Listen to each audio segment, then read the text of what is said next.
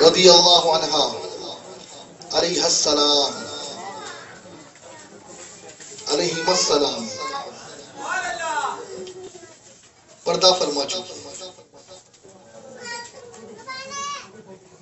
دائی حلیمہ نے پالا. اب ہوا یہ کہ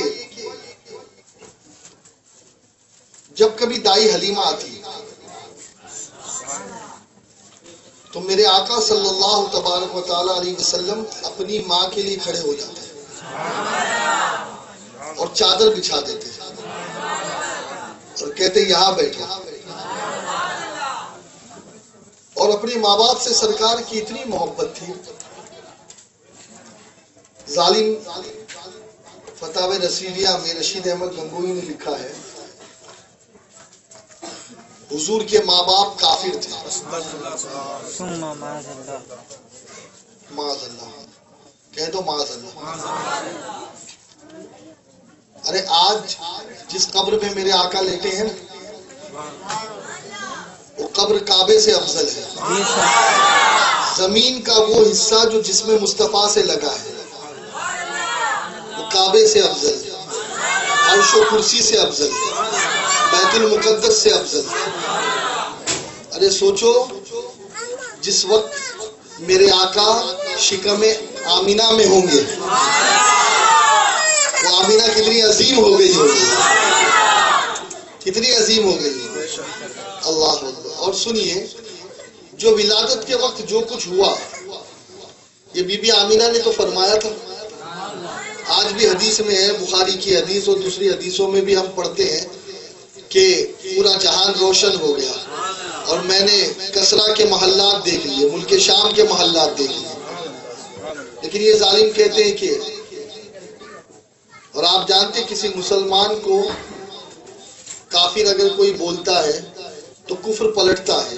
یہ مسلم شریف کی حدیث ہے, کفر پلٹتا ہے. اگر کسی کو ہم نے کافر کہا اور وہ کافر نہ ہو تو تم خود کافر ہو جاؤ. اب وہ لوگ جو معاذ اللہ حضور کے والد کو, حضور کی والدہ کو اس قسم کے جملے ان کے لیے استعمال کرتے ہیں وہ کتنے گندے ہوں گے آپ اس سے اندازہ لگا لیں. خیر ہمارا عقیدہ وہ ہے جو علامہ جلال الدین سیوطی نے اپنی کتاب میں لکھا. وہ فرماتے کہ میرے آقا علیہ الصلوۃ والتسلیم اپنی والدہ کی قبر پر گئے اور ایک روایت میں ہے کہ حضور اکیلے نہیں گئے, 10,000 فوجیوں کے ساتھ گئے, 10,000 صحابہ کے ساتھ. اور ایک روایت میں جب میرے آقا کو اپنی ماں کی یاد آئی تو حضور اکرم صلی اللہ علیہ وسلم گئے قبر شریف پر اور اللہ سے دعا مانگی, اے اللہ تو میرے لیے میرے ماں باپ کو زندہ کر. اور روایتوں میں یہ ہے کہ حضور نے ان کو زندہ کیا اور ان کو حضور نے کلمہ بھی پڑھایا اور اپنی امت میں داخل فرمایا. جی الحمدللہ. یہاں پر ایک چیز جو بتانی ہے وہ یہ کہ میرے آقا علیہ الصلوۃ والتسلیم اپنی ماں سے بڑی محبت کرتے ہیں اور ماں کا ادب حضور نے یہ سمجھایا کہ دیکھو جس نے مجھے دودھ پلایا ہے میں اس ماں کے سامنے بھی کھڑا ہو جاتا ہوں. اور حضور کو کسی کے لیے کھڑے ہونے کی ضرورت ہے؟ بولو بھائی, زور سے بولو. ارے ساری دنیا ان کے لیے کھڑی ہو, آدم ان کے لیے کھڑے ہو, ابراہیم ان کے لیے کھڑے ہو, نوح ان کے لیے کھڑے ہو, عیسیٰ ان کے لیے کھڑے ہو, حضور کے لیے سب کھڑے ہو, لیکن حضور کے لیے کوئی نہ کھڑا ہو, حضور کسی کے لیے نہ کھڑے ہو. لیکن سنیں وہ ایک ذات ہے جس کے لیے میرے آقا کھڑے ہوئے, وہ ان کی دودھ پلانے والی ماں ہے. یہاں میرے آقا نے ایک درس دیا کہ جو میرا سچا امتی ہوگا وہ کبھی اپنی ماں کے سامنے بے ادبی نہیں کرے گا, ہمیشہ ادب کے ساتھ پیش آئے, ہمیشہ ادب کے ساتھ. اور میں آپ کو کیا بتاؤں, حضرت یوسف علیہ السلام کا واقعہ آپ نے سنا نہیں سنا؟ حضرت یوسف علیہ السلام کا واقعہ تو بہت لمبا ہے, احسن القصص قرآن نے کہا ہے, میں صرف آپ کو اشارہ دے رہا ہوں. حضرت یوسف علیہ السلام نے جب اپنے والدین کو بلوایا, مصر کے بادشاہ بن گئے اور بلایا کس کو؟ اپنے والدین. تو بادشاہ وقت ہونے کے باوجود بھی اپنے بھائیوں کے ذریعے سے والدین کو بلوایا, خود محل سے نیچے اتر کر کے میدان میں آ گئے اپنے ماں باپ کا استقبال کرنے کے لیے.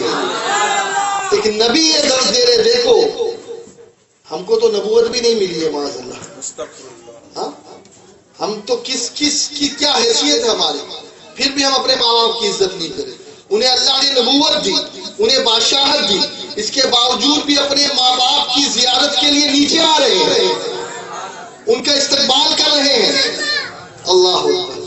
اور میرے پیارے آقا علیہ الصلوۃ والتسلیم کے پیارے دیوانوں, آپ دیکھتے چلے جائیں جتنے بھی ولی, حضرت بایزید بستامی کا نام آپ نے سنا ہے کہ نہیں سنا ہے؟ ایک مرتبہ ماں سے اجازت لی. بایزید بستامی وہ ہے جو کہتے ہیں کہ جس کو میرا نام یاد ہو جائے وہ جہنم میں جائے گا. اب ان کا نام کیا ہے وہ میں نہیں بتاؤں گا, اس کے لیے آپ کو مرکز پہ آنا پڑے گا, سنی دعوت اسلامی کا مبلغ بننا پڑے گا, تحریک سے وابستہ ہونا پڑے گا. حضرت بایزید بستامی رحمۃ اللہ علیہ بہت بلند پائے کے بزرگ. ایک مرتبہ آپ تشریف لے گئے اپنی ماں کے پاس, کہنے لگے امی جان مجھے اجازت دے. کہا کس چیز کی؟ کہا میں اللہ کی راہ میں نکلنا چاہتا ہوں, اللہ کو تلاش کرنا چاہتا ہوں. ماں مجھے اجازت دے, یہ گھر بار, یہ آپ کی خدمت, یہ سب مجھ سے نہیں ہو پائے گا, آپ مجھے اجازت دیں, میں نکلنا چاہتا ہوں. ماں نے دیکھا بچے کا جذبے صادق, کہا ٹھیک ہے بیٹا جاؤ. پھرتے رہے, بھٹکتے رہے, لیکن تلاش حق میں کامیاب نہ ہو سکے. یہاں تک کہ ان کی ماں نابینا ہو گئی روتے روتے اپنے بچے کی یاد میں. اللہ اکبر. ایک دن ایسے ہی کسی نے بتایا کہ امی جان, کسی نے بتایا کہ اے بایزید تم اس طریقے سے بھٹک رہے ہو اور وہاں تمہاری ماں بھیک مانگنے پہ مجبور ہے. اللہ اب فوراً اپنے گھر پہ آئے. اب جیسے ہی گھر کے دروازے پر کھڑے تھے کہ کانوں میں آواز آئی, ماں نے کہا اللہ میرے بیٹے بایزید بستامی تیری تلاش میں نکلے ہیں, مولا وہ تیرا پتہ چاہتا ہے, مولا تو اسے اپنا پتہ دے دے. اللہ اکبر. جیسے ہی یہ کانوں میں آواز سنی اپنی ماں کے قدموں میں گر گئے. کہا جس خدا کو میں دنیا بھر میں گھوم رہا ہوں وہ میری ماں کے پاس موجود ہے. کہا ماں مجھے معاف کر دے.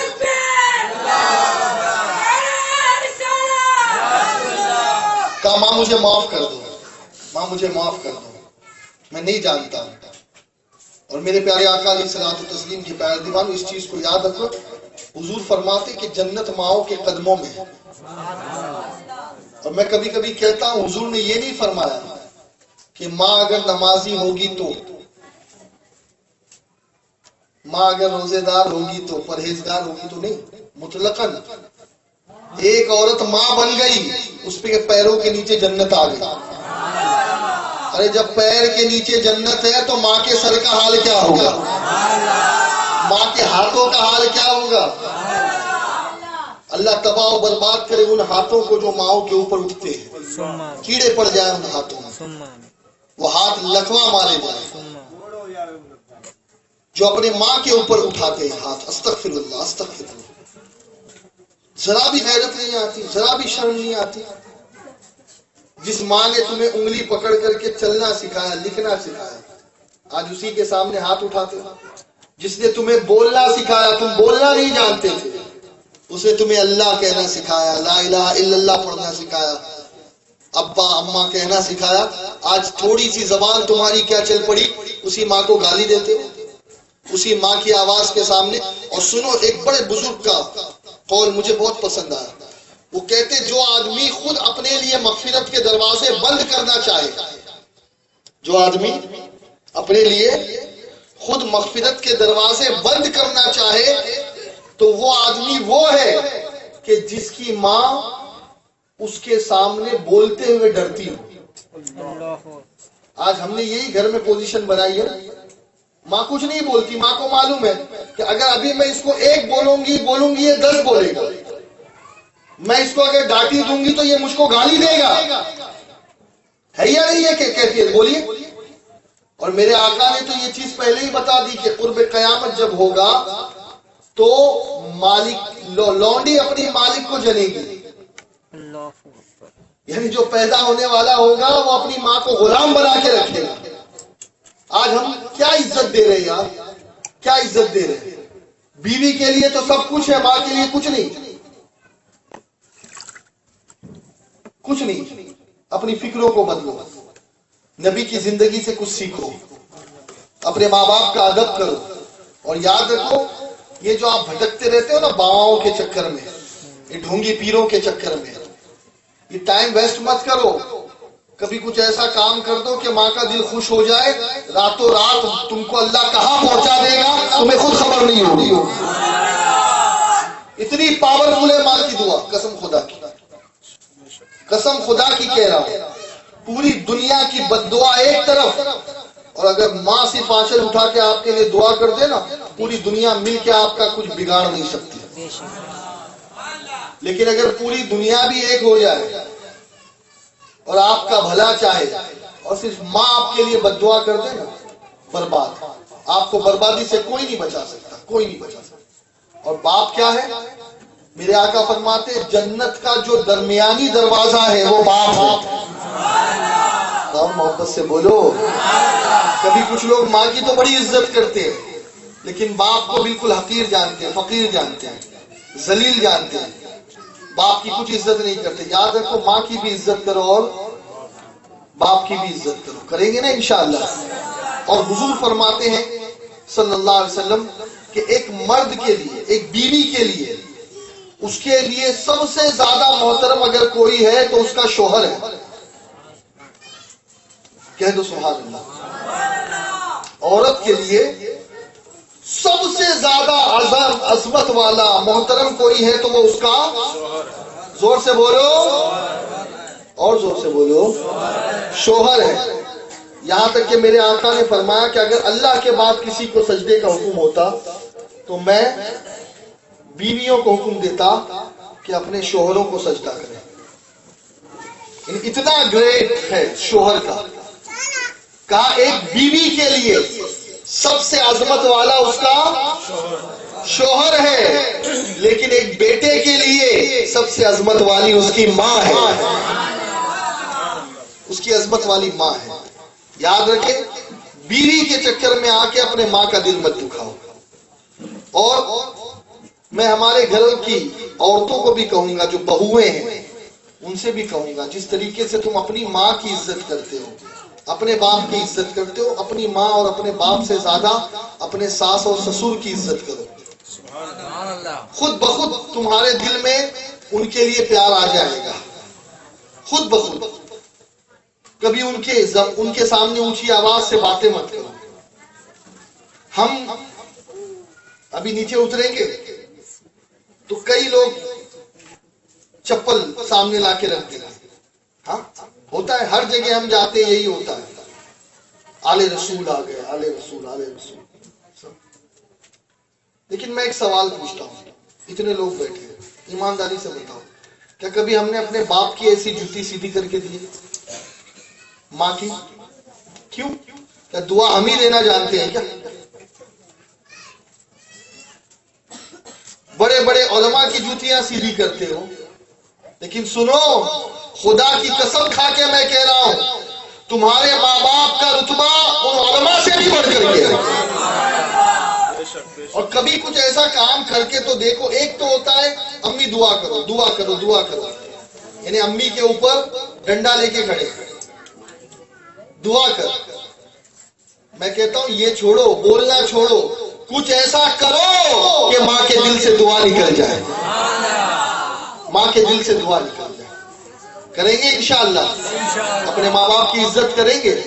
کبھی اونچی آواز مت کرنا, کبھی اونچی آواز مت کرنا. قرآن کے تو اف بھی مت کہنا, اف بھی مت کہنا. اور حرام ہے، گناہ ہے۔ یاد رکھو، اگر چاہتے ہو کہ کچھ بنو، کیا بننا چاہتے ہو بتاؤ یار، کیا بننا چاہتے ہو؟ بس ماں ایک بار دل سے دعا دے دے نا، کوئی رکاوٹ نہیں، جو بننا چاہتے ہو اللہ وہ بنا دے، صرف ماں کی دعا چاہیے، ماں کی۔ تو انشاءاللہ خدمت کرے گے ماں کی، ادب کرے گے ماں کا، ہے نا، رسپیکٹ کرے گے ماں کا۔ اللہ تعالی ہم سب کو حضور اکرم صلی اللہ علیہ وسلم کے نقش قدم پر چلتے ہوئے اپنے ماؤں کی عزت کی توفیق دے، ان کے احترام کی توفیق دے۔ اور سنو، یہاں ایک چیز بتاتا ہوں میں، ماں کے قدموں کے نیچے جنت ہے، تو ولیوں کے قدموں کا حال کیا ہوگا، نبی کے قدم کا حال کیا۔ ایک عمل بتاتا ہوں میں آپ کو، آپ اسے نوٹ کر لیں۔ جس کے ماں باپ پردہ کر چکے ہیں ان کے لیے، یا دونوں میں سے کوئی ایک،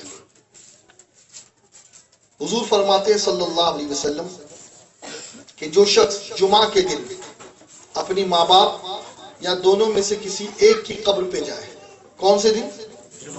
زور سے آواز آ جائے، جمعہ کے دن، حضور فرماتے اللہ اس شخص کو ابراروں میں لکھ دے گا۔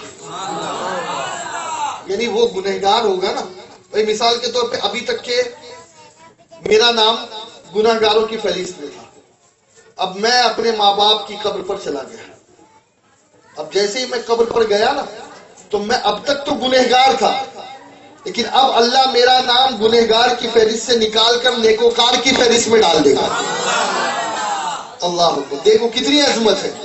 کچھ لوگ سمجھتے ہیں کہ نماز ہی سب کچھ ہے، نہیں بھائی، یہ ماں باپ کی زیارت اتنی عظیم ہے کہ حضور فرماتے کہ جو اپنے ماں باپ کو محبت کی نظر سے دیکھے اللہ اسے حج مبرور کا ثواب دیتا ہے۔ ایک صحابی نے کہا حضور اگر کئی بار دیکھے دن میں تو، کہا اتنی بار، لیکن آج کتنے ایسے لوگ ہیں جو محبت سے اپنی ماں کو دیکھتے ہیں؟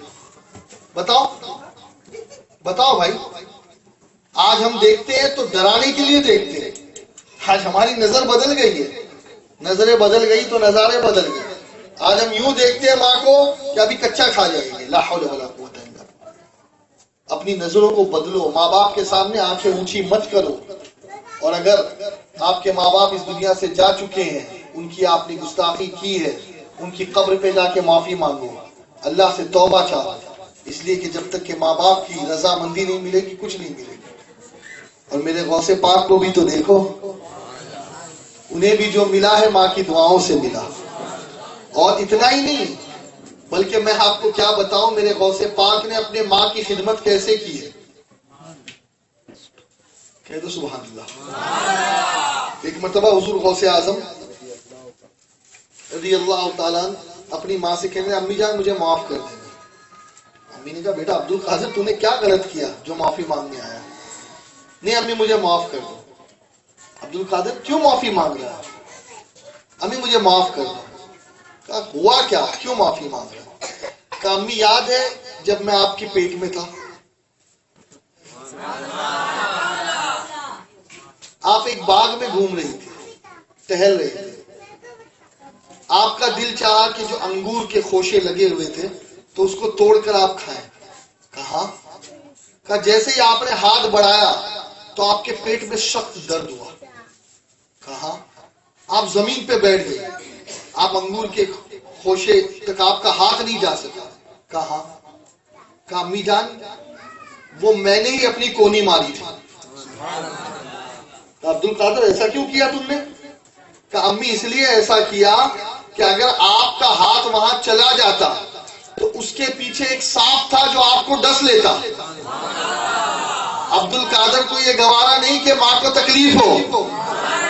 اب میں ایک سوال کرتا ہوں، ماں کی گود، ارے جو عبد القادر ماں کے پیٹ، یہ ماں کی پیٹ بھی تو قبر ہوتی ہے، جو عبد القادر ماں کے پیٹ میں رہ کے ماں کو تکلیف سے بچائے، وہ آج اپنی قبر میں پہنچ کر کے اگر اپنے غلاموں کو تکلیف سے بچائے تو کون سا تعجب ہے؟ کوئی تعجب؟